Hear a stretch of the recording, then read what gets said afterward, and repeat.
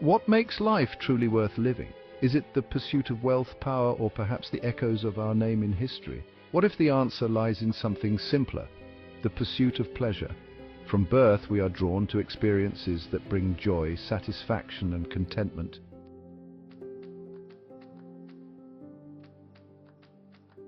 Let's dive into the concept of hedonism. It's all about the pursuit of pleasure and avoiding pain, but what does that really mean? Hedonism contends that all our actions are driven by a desire to maximize pleasure and minimize pain. Hedonists recognize the importance of both physical and mental pleasures, from art and music to meaningful relationships and intellectual pursuits.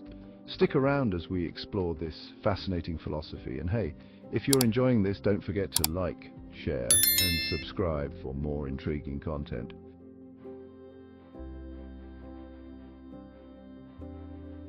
We will delve into hedonism's history, tracing its roots to ancient Greece and exploring key figures like Aristippus and Epicurus. We will address common criticisms, confronting accusations of hedonism as a path to self-destruction.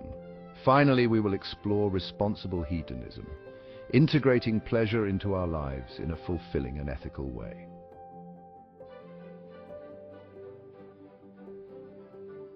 Imagine ancient Greece, a world alive with philosophical debate and a burgeoning understanding of the human condition. The ancient Greeks, known for their appreciation of beauty and pleasure, provided a natural breeding ground for a philosophy that placed pleasure at its core.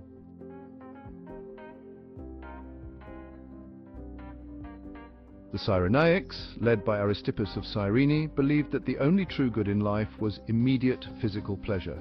They argued that pleasure was valuable in itself, not as a means to an end. This emphasis on immediate gratification led them to embrace a lifestyle of indulging in sensual pleasures without reservation or guilt.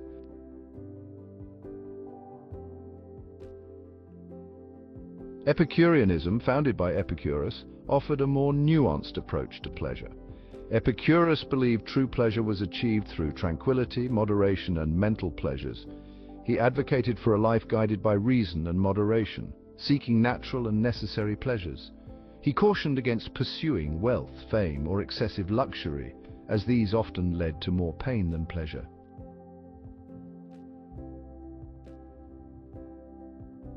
The philosophies of the Cyrenaics and Epicurus left an indelible mark on Western thought. Hedonism has been both praised and condemned, accused of promoting selfishness and indulgence. Despite criticisms, hedonism has continued to resurface, finding new adherents and interpretations in each generation.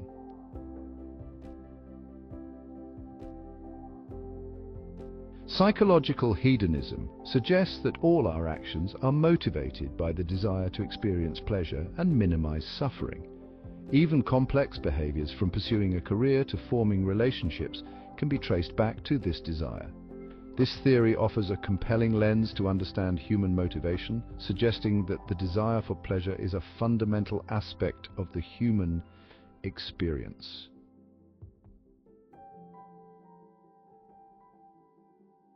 Ethical hedonism elevates pleasure to a moral imperative, arguing that pleasure is the ultimate good. Our actions should be guided by maximizing pleasure and minimizing pain for everyone affected by our choices. This approach emphasizes the consequences of our actions, striving for collective happiness and well-being.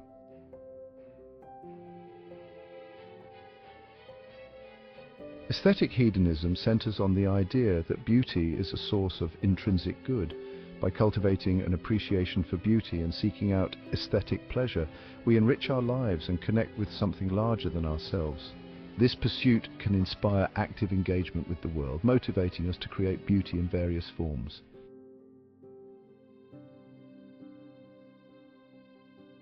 Imagine spending your days relentlessly chasing after pleasure, indulging in every whim and desire that crosses your mind. Would this lead to a life of true happiness and fulfillment, or might it ultimately leave you feeling empty and unfulfilled? This paradox lies at the heart of many criticisms leveled against hedonism, the idea that the very act of seeking pleasure can sometimes prevent us from truly experiencing it. The pursuit of pleasure, while seemingly straightforward, can become a slippery slope. When we become overly fixated on achieving certain pleasurable states, we risk overlooking the simple joys that life has to offer. The anticipation of a future pleasure, while exciting, can also create a sense of dissatisfaction with the present moment, leading to a constant state of yearning for something more. Furthermore, the more we indulge in a particular pleasure, the less intense it often becomes. The first bite of a decadent dessert is often the most satisfying, the initial thrill of a new experience, the most exhilarating. This phenomenon, known as hedonic adaptation, suggests that our capacity for pleasure is not infinite and that constantly seeking out ever-increasing levels of stimulation can ultimately lead to a diminished capacity for enjoyment. This paradox of pleasure highlights the importance of cultivating an appreciation for the simple things in life, for finding joy in the everyday moments rather than constantly chasing after fleeting highs. It suggests that true happiness might lie not in a life of endless pleasure-seeking, but in a life lived with the sense of presence, gratitude, and an appreciation for the beauty of ordinary moments.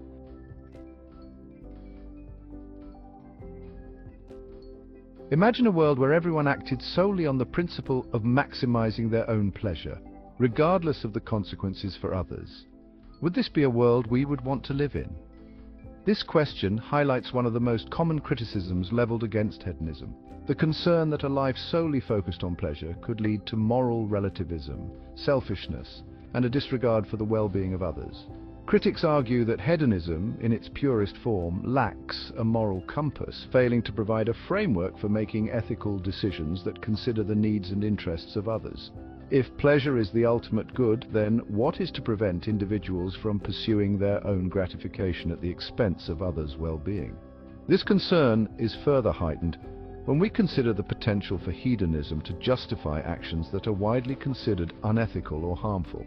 If the pursuit of pleasure is paramount, then could acts of theft, deceit, or even violence be justified if they bring about a net increase in pleasure for the individual? While many proponents of hedonism argue that their philosophy does not condone such actions, the potential for these ethical dilemmas has led to criticism that hedonism is inherently self-serving and lacks a strong moral foundation.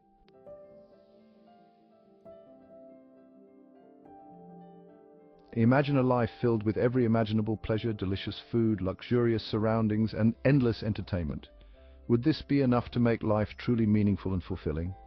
This question touches upon a fundamental criticism of hedonism, the idea that there might be more to a fulfilling life than the mere accumulation of pleasurable experiences. Critics argue that while pleasure is undoubtedly an important part of a good life, it is not the only ingredient. They point to the human desire for meaning, purpose, and connection with something greater than ourselves as essential aspects of human flourishing that hedonism, in its focus on individual pleasure, fails to fully address. What is done out of love always takes place beyond good and evil, wrote the philosopher Friedrich Nietzsche, highlighting the limitations of a purely pleasure-based morality. He argued that true fulfillment often comes from embracing challenges, pursuing difficult goals, and contributing to something larger than ourselves, experiences that might not always be inherently pleasurable but nevertheless contribute to a sense of meaning and purpose. This criticism of hedonism does not necessarily deny the importance of pleasure. Instead, it suggests that a truly fulfilling life requires a more holistic approach, one that recognizes the value of pleasure while also embracing the pursuit of meaning, purpose, and connection with something beyond our own immediate gratification.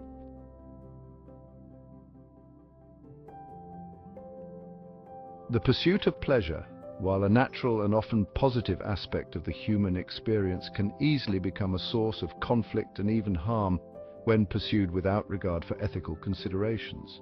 The image of the hedonist as a self-indulgent individual driven solely by personal gratification often overshadows the possibility of a more balanced and responsible approach to pleasure, one that recognizes the importance of both personal fulfillment and ethical conduct.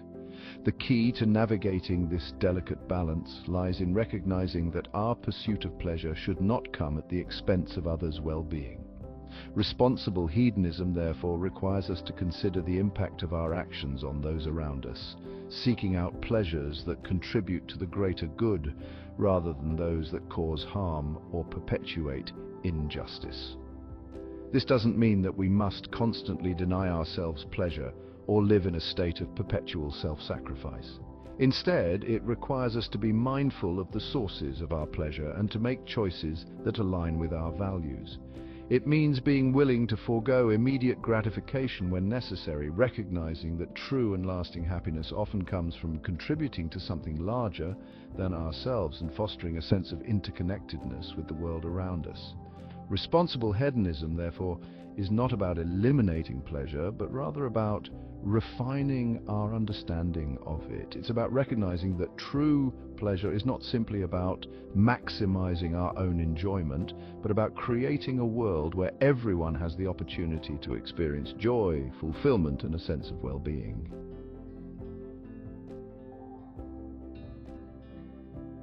Incorporating the principles of responsible hedonism into our daily lives doesn't require a radical transformation or a life devoid of pleasure. Instead, it involves making small but significant shifts in our perspectives and habits, consciously choosing pleasures that align with our values and contribute to a more fulfilling and ethical life. One powerful tool for cultivating responsible hedonism is mindfulness. By practicing mindfulness, we become more aware of our thoughts, feelings, and sensations in the present moment. This increased awareness allows us to savor pleasurable experiences more fully, appreciating them without clinging or craving. It also helps us to identify the sources of our pleasures, recognizing which ones are truly fulfilling and which ones might be driven by unhealthy attachments or cravings. Moderation is another key principle of responsible hedonism. While indulging in our favorite pleasures from time to time can be a source of joy and relaxation, overindulgence can lead to negative consequences for our health, well-being, and relationships. By practicing moderation, we can enjoy a wide range of pleasures without becoming overly attached to any one source of gratification. Furthermore, cultivating gratitude can profoundly impact our experience of pleasure. By focusing on the good things in our lives, both big and small, we develop a greater appreciation for the abundance that already surrounds us. This sense of gratitude allows us to experience more joy and contentment in our daily lives, reducing the need to constantly seek out external sources of pleasure. Ultimately, the art of responsible hedonism lies in finding a balance between indulgence and restraint, between seeking personal fulfillment and contributing to the well-being of others. It's a journey of self-discovery, a process of refining our understanding of pleasure and learning to make choices that lead to a more joyful, ethical, and fulfilling life.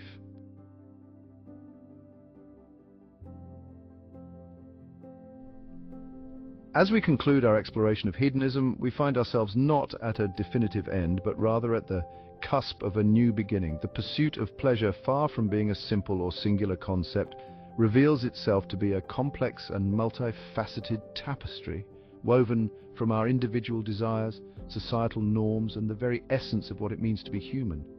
We've journeyed from the sun-drenched shores of ancient Greece, where the seeds of hedonism were first sown, to the complexities of the modern world, where the echoes of this enduring philosophy continue to shape our choices and values. We've wrestled with the criticisms and celebrated the insights, recognizing that the pursuit of pleasure, when approached thoughtfully and responsibly, can indeed lead to a more fulfilling and meaningful life.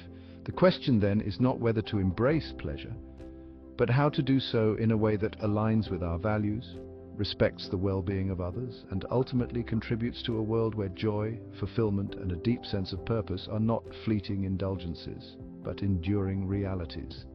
The pursuit of a life well lived is an ongoing journey, a delicate dance between seeking our own happiness and contributing to the happiness of others.